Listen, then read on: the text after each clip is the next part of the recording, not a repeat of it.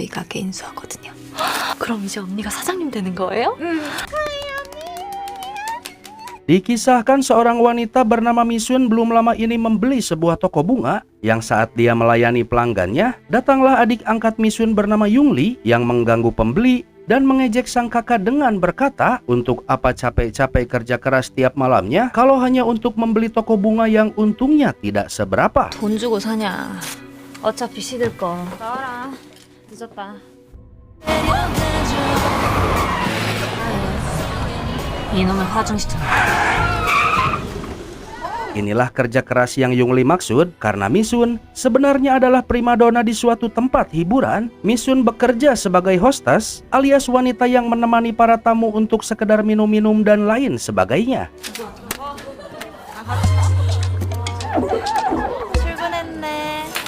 야, Para talent di tempat ini terbagi menjadi dua. Yang bergelang merah adalah para ladies yang bisa diajak ke ronde selanjutnya. Taulah apa maksudnya? Singkatnya, para talent bergelang merah bisa merangkap menjadi seorang lontepreneur. Sementara yang bergelang biru seperti Misun hanya untuk menemani minum-minum saja. No open, no PHP, no wartawan, apalagi di bawah 500k autoblog. 샵에서 관리 받아. 늘 되게 못생겼다? Berbeda dengan Yungli, dia bekerja di jalanan sana sebagai driver serbaguna. Kerjaan apa saja diambil asal tidak berhubungan dengan tindak kriminal. Yang baru saja saya omongin, tiba-tiba muncullah salah satu manajer tempat Misun bekerja bernama Sokgu yang menawarkan sebuah pekerjaan berbau kriminal. Yang jelas saja Yungli langsung menolaknya.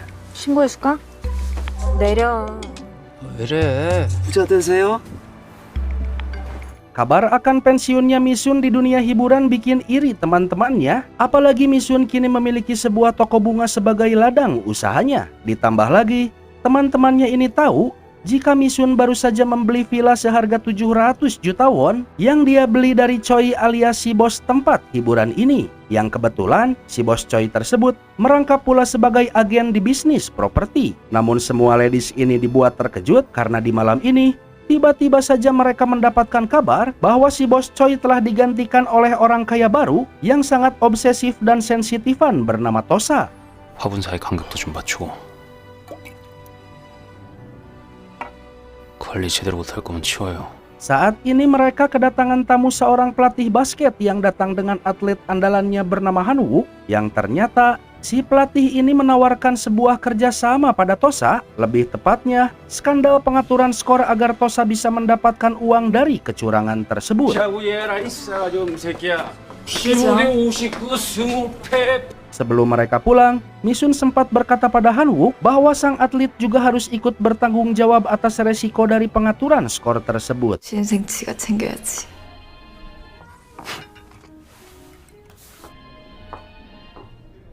Skandal pengaturan skor tersebut sampai pula ke telinga Yungli, apalagi kebetulan Yungli sangat gemar sekali main judo. Namun karena takut kena marah oleh Misun, pada akhirnya Yungli mengurungkan niatannya. 65대 59. 내려라. 나 예약 있다. 이번에 진짜 완전 Dan tiba-tiba, tak lama kemudian tempat hiburan ini dihebohkan dengan sebuah berita. 최 실장한테 빌라 계약한 거 맞지? 시장 애들이 싹 다 빨렸대. Ternyata si bos Choi pemilik tempat hiburan ini sebelumnya telah tewas, di mana kematiannya mengungkapkan pula kasus penipuan properti yang selama ini dilakukannya. Sehingga uang pembelian villa yang telah Misun setorkan pada Choi harus raib begitu saja. 지금 어디 있는지 아는 사람 있어? Saat itu juga, Misun dan Yungli mendatangi rumah duka dan menjarah uang amplop duka yang para tamu berikan di hari berkabung tersebut. 이봐요. 씨발. 이거 싹 다 기획이야, 기획. Meski demikian, uang tabungan Misun dan Yungli masih tersisa sekitar 100 juta won. Misun berkata jika uang tersebut sebisa mungkin harus cukup untuk mereka bertahan hidup. Namun keesokan harinya, Yungli mempertaruhkan seluruh uang tersebut pada pertandingan basket yang kebetulan dia memang sudah mengetahui hasil pertandingannya berkat informasi dari salah satu penumpangnya kemarin malam. Memang mereka menebak dengan tepat hasil pertandingannya, namun naas bagi Misun dan Yungli karena ternyata aplikasi judo yang digunakan Yungli adalah aplikasi abal-abal yang membawa kabur uang hasil depo Yungli begitu saja. 난 좀 치지 마 좀. Kehabisan uang, di malam itu Yungli terpaksa menghubungi Sokgu dan menanyakan pekerjaan yang sempat ditawarkan padanya, di mana Sokgu menertawakan apa yang kini dialami oleh Yungli dan Misun. 제비 집에서 미팅. 너랑. Misun sendiri terpaksa membatalkan rencana pensiunnya, di mana Sokgu memaksa Misun untuk melayani seorang pelanggan. Misun tak bisa berbuat apa-apa tatkala Sokgu memakaikan gelang berwarna merah padanya. 빨간 팔찌 차고 2차. 얘들아. Di ruangan lain, istri Tosa bernama Hakyung sedang bersama talent pria bernama Sungwon. Saat itu Hakyung memberikan sejumlah uang dan jam tangan mahal pada kekasih gelapnya ini sebagai tanda perpisahan sementara mereka. Hakyung berkata, jika dia harus ikut dengan sang suami yang lagi sibuk-sibuknya membeli sebuah lahan kosong guna menyembunyikan semua uang kotornya. 트러클에 못 온다는 거야. 승원아. 자기야, 내가 시키는 대로만 하면 돼. Mencium bau uang banyak maka Sungwon menceritakannya pada Sokgu karena siapa tahu Sokgu punya cara untuk mencuri uang tersebut, di mana semua pembicaraan ini diam-diam didengar pula oleh Yungli yang memang di malam itu dia datang untuk menanyakan soal pekerjaan yang ditawarkan Sokgu padanya. 우리도 어디에 비자금 7억을 묻어놨대. 못 주신 지 오래됐냐?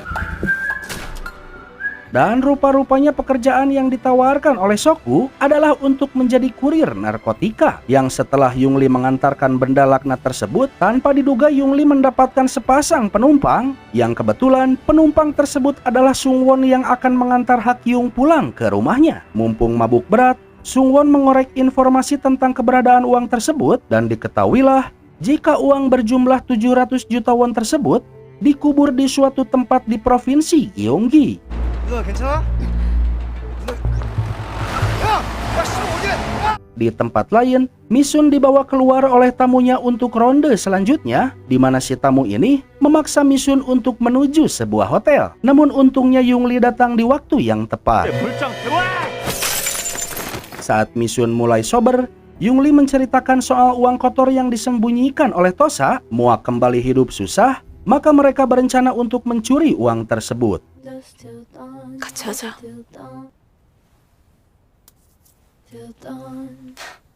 Rencana mereka pun mulai dilakukan. Di satu malam, Misun dan Yungli mengikuti Tosa yang saat ini pergi ke sebuah bar dengan didampingi pengawal pribadinya, yakni wanita yang dikenal dengan sebutan Bul. Sekilas wanita ini mirip Teh Meli Guslau, namun sekalipun si Bul ini seorang wanita, Yungli berkata jika kepalan tangan si Bul ini sesyahdu lagu ciptaan Meli Guslau.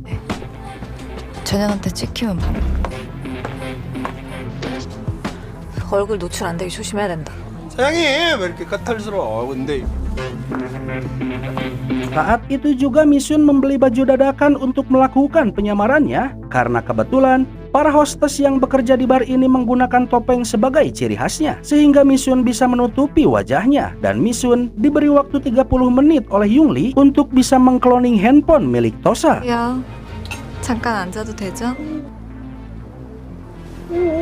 웰컴 웰컴. Maksud Tosa ke tempat ini adalah untuk menemui temannya yang sangat super cerewet sekali. Berbagai macam hal tak terlewat di komentarinya. Bahkan sifat Tosa yang obsesif pun tak ketinggalan di komentarinya. Yang saking bawelnya teman Tosa ini, tanpa sengaja dia malah keceplosan mengatakan sebuah rahasia bahwa ternyata Tosa adalah orang yang telah membunuh Choi untuk mengambil alih tempat hiburan malam di mana Misun bekerja. 야, 숙녀한테 이거 아니지. 이거 우리 유별나야. 그 이렇게 뒤지게 만든 거.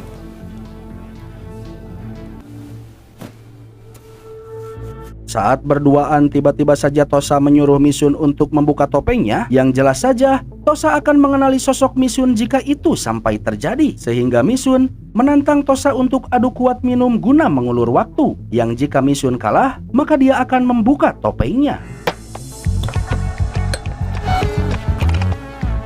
내가 토서.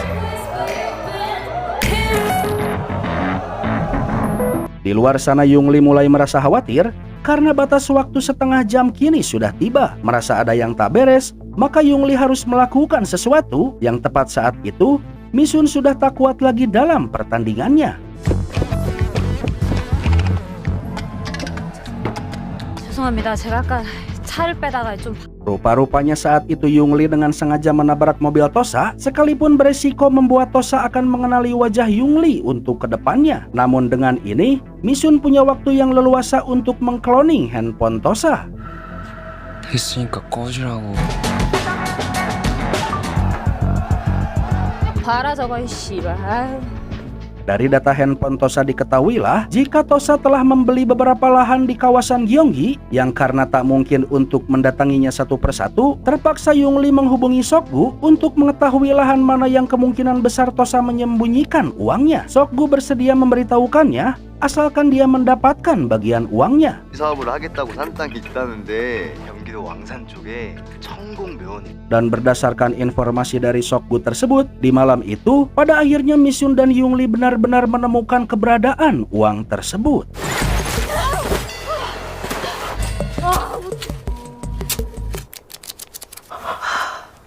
Dan saat mereka hendak menutup kembali galiannya, Yungli menyadari jika masih ada sesuatu di bawah sana. Dan sungguh terkejut mereka karena ternyata tak hanya uang 700 juta won saja yang disembunyikan oleh Tosa di tanah ini, melainkan juga setumpuk batangan emas.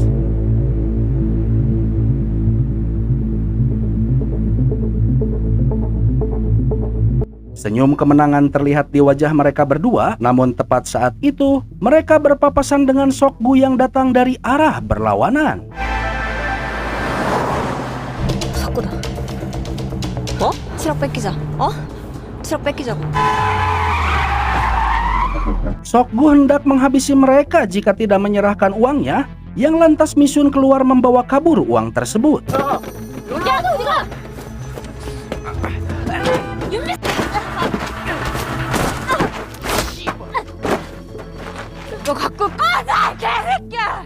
Namun rupa-rupanya Misun memang berniat memberikan uang tersebut demi mempertahankan emas di dalam mobilnya, karena Misun menduga jika Sokgu tak tahu menau soal keberadaan emas di tanah Tosa.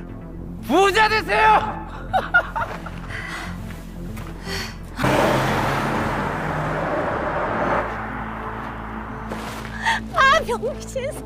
Selepas itu, lantas Misun mengirimkan sebuah pesan pada Tosa secara anonim yang berisi, "Jika makammu telah dibongkar, tanda titik, apakah istrimu tahu siapa pencurinya?" Tanda tanya. Pesan tersebut dimaksudkan agar tuduhan mengarah pada Sokgu dan memberikan waktu bagi Misun dan Yungli untuk melarikan diri. Dan selepas itu, mereka meminta bantuan pada ibu mereka bernama Gayong. 처리할 건데?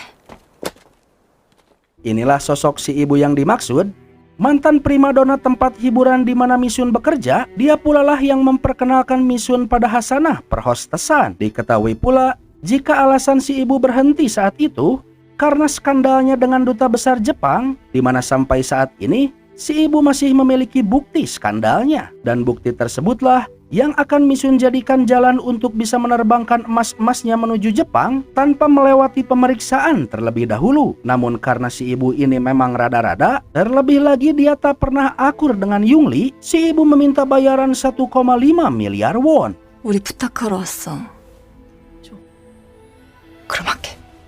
지금 장난하는 거 같아? 그래 3배 줄게.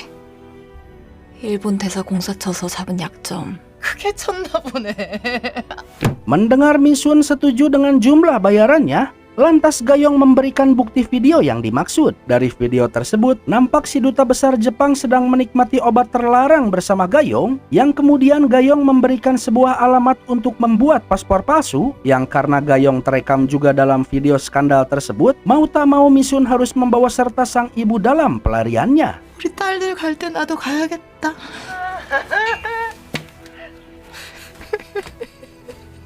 Tahu bagaimana tabiat Gayong, Yungli menolak jika membawa serta Gayong dalam pelarian mereka. Namun Misun mengingatkan bahwa sang ibulah yang telah mengangkat Yungli sebagai anaknya saat ditemukan sendirian di jalanan. Dia pula lah yang membesarkan mereka, memperkenalkan pula pekerjaan yang Yung Lee tekuni sampai saat ini. Dan keputusan Gayong untuk mengangkat Yung Lee sebagai anak membuat Misun merasa sebagai keluarga yang utuh sekalipun tanpa ayah.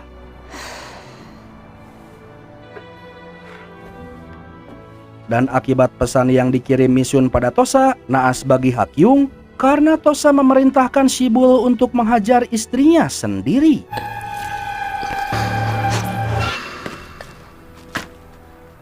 갖다 버리세요. Di lain pihak, Misun meminta agar Yung Lee membuatkan paspor palsunya, sementara dia sendiri akan menemui si duta besar Jepang untuk dijadikan alatnya guna kabur menuju Jepang. Namun di tengah pembicaraan tersebut, sang ibu ternyata hanya berpura-pura tidur saja, yang nampaknya dia merencanakan sesuatu. Tak lama kemudian, Misun bertemu dengan si duta besar di toko bunganya, di mana saat itu, dengan sengaja Misun mengunggah videonya ke akun Instagram yang telah dia privasi untuk mengancam si duta besar agar menuruti keinginannya. 비공개 계정이에요.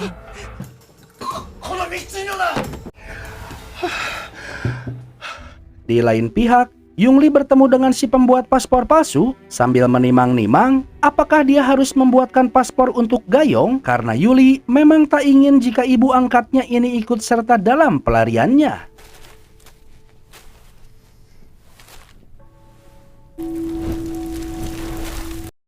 Di tempat lain, berbekal keterangan dari Hakyung, Bul mulai mendatangi orang-orang yang diduga terlibat dalam pencurian uang dan emas Tosa.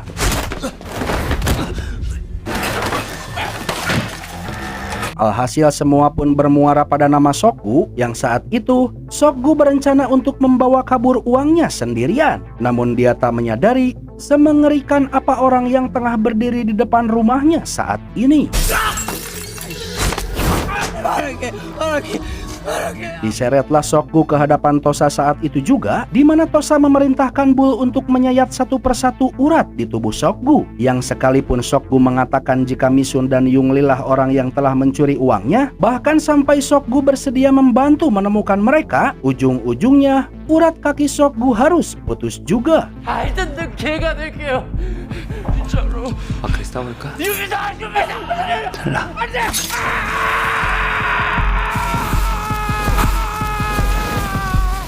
Dan saat Misun kembali ke rumah ibunya, dia mengabari Yung Lee jika keberangkatan ke Jepang tinggal 2 hari lagi. Namun Misun dibuat terkejut karena sang ibu ternyata telah membawa kabur emas-emasnya.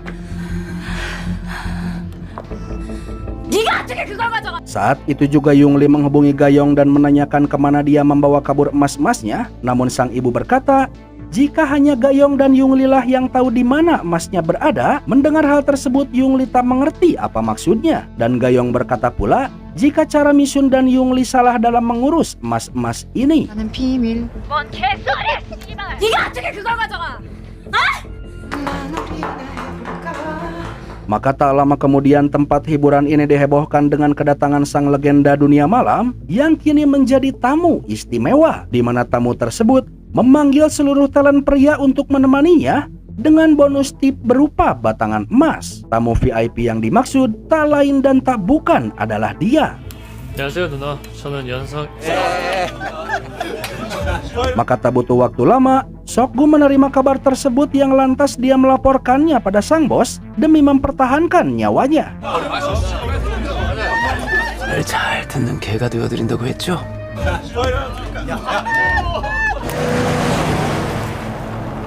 Sementara Misun dan Yung Lee baru saja tiba di tempat di mana sang ibu berada, bertepatan pula dengan kedatangan Bul dan Sokgu di tempat yang sama.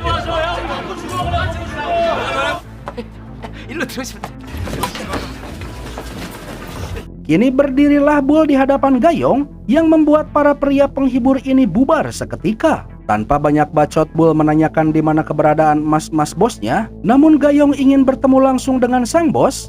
Yang tepat saat itu, Yung Lee tiba di ruangan yang sama.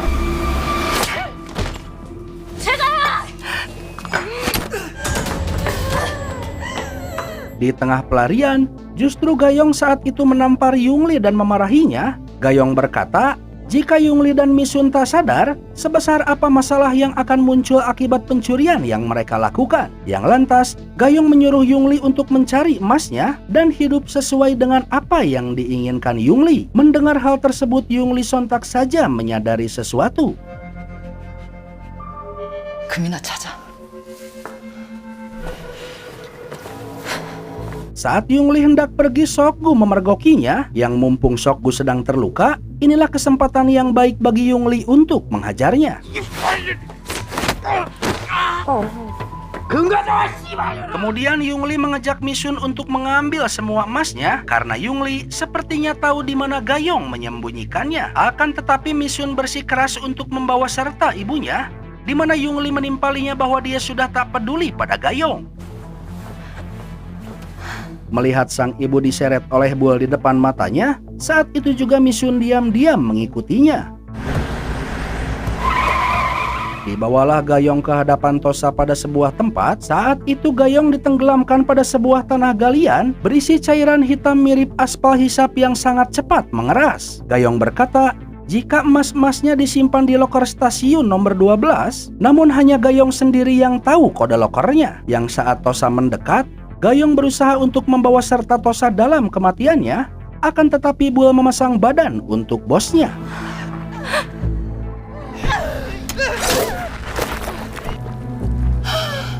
그동안 고생 많았어요. Melihat sang bos yang dengan tega hendak membuangnya begitu saja, lantas Bull berusaha untuk menarik bosnya ke dalam sana. Sementara Misun hanya melihat sang ibu tenggelam tanpa bisa berbuat apa-apa. Dan di sini Misun menyadari jika sang ibu melakukan semuanya agar Tosa tak mengejar lebih jauh kedua anaknya.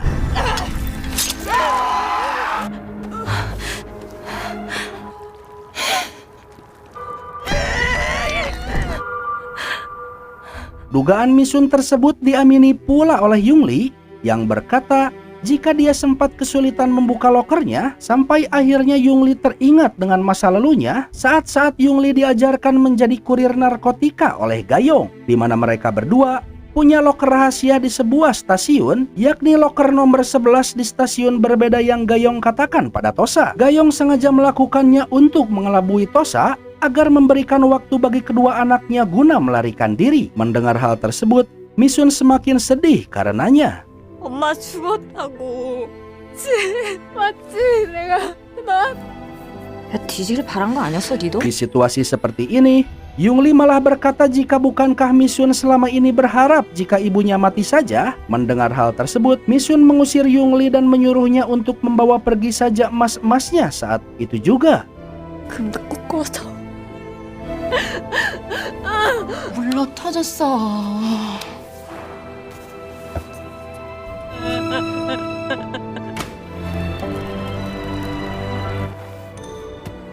Tak lama kemudian salah satu manajer bar menemui Misun dan mengucapkan bela sungkawanya atas kematian Gayong. Disusul kemudian dengan kedatangan Yungli yang meminta maaf atas semua perkataannya. Karena dalam hati kecilnya, sebenarnya Yungli selalu menyayangi Gayong sekalipun mereka tak pernah akur. Yang bahkan Yungli telah membuatkan 3 buah paspor palsu agar mereka bisa kabur bersama-sama. Melihat foto ibunya di paspor ini, lantas Misun tanpa pikir panjang membakar semua paspornya, pantang kabur sebelum membalaskan kematian ibunya. 이 개새끼들 쫓내기 전까지.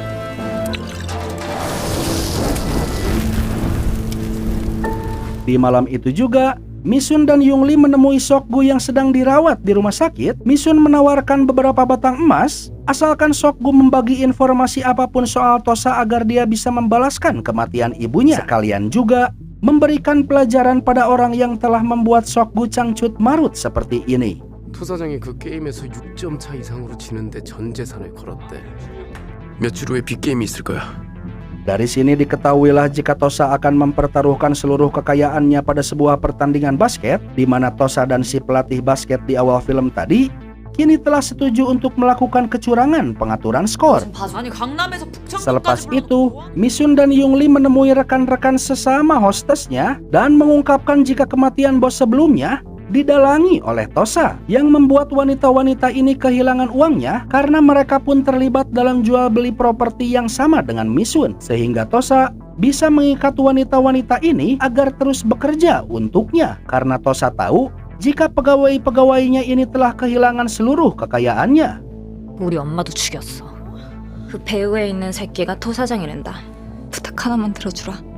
Maka untuk membalas dendam mereka mulai menyebar berita tentang pengaturan skor dalam pertandingan basket yang diikuti Tosa pada rekan-rekan bisnis Tosa yang menjadi tamu di tempat hiburan ini. Sementara Misun mendatangi Hanwok si atlet dan berkata jika Hanwok terus-menerus menuruti keinginan pelatihnya, Hanwok akan kehilangan potensinya sebagai seorang atlet. Maka saat pertandingan berlangsung, untuk pertama kalinya Hanwok membantah perintah pelatihnya agar sengaja mengalah dalam pertandingan ini, di mana Hanwok terus-terusan mencetak angka sampai akhirnya timnya memenangkan pertandingan. Tosa yang melihat hasil pertandingannya sontak saja senyum hilang dari wajahnya karena semua sisa uangnya kini telah hilang dipertaruhkan dalam pertandingan ini.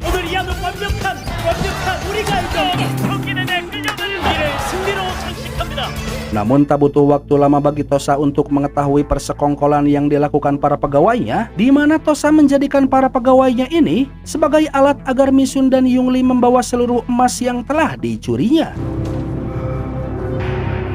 Saat itu Misun dan Yungli diarahkan ke tempat kematian ibunya, di mana Misun mengancam akan mengubur menenggelamkan emas-emas di aspal hisap ini jika Tosa tak membebaskan teman-temannya. Yang setelah Misun memastikan teman-temannya ada di tempat yang aman, lantas Misun kembali membawa kabur emas-emasnya bersama Yungli membantai satu persatu anak buah Tosa.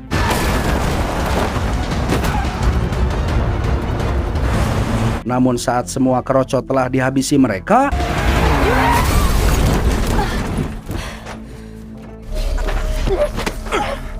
astagfirullah, Tosa menabrak mereka yang lantas menyeret Yungli keluar mobil dan menghajarnya. Merasa Tosa bukan tandingan mereka, lantas Misun terpaksa membuang emas-emasnya ke aspal hisap untuk membuat Tosa ada dalam kelengahannya, sehingga Yungli bisa mendorong Tosa ke aspal tersebut, membiarkan Tosa memeluk emas-emasnya sampai ke neraka.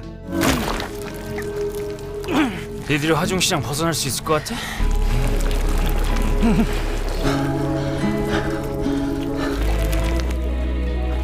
Dan setelah Misun dan Yungli menenggelamkan Tosa di kuburan yang sama dengan ibunya, tak lama kemudian lokasi emas-emas yang tenggelam tersebut di-Sherlock pada Sokgu. Semua Misun lakukan untuk memenuhi janjinya pada Sokgu. 야속한 년들. 내 금타지로. Selepas itu Misun dan Yungli pulang bersama-sama dengan berjalan kaki. Misun berkata jika mereka harus melanjutkan hidup sekalipun tanpa uang sepeser pun, dan harus cepat-cepat move on melupakan emas-emasnya. Yang padahal Misun hendak memberikan sebuah kejutan pada Yungli karena diam-diam Misun telah menyembunyikan sebagian besar emas-emasnya di toko bunga miliknya. Film pun berakhir.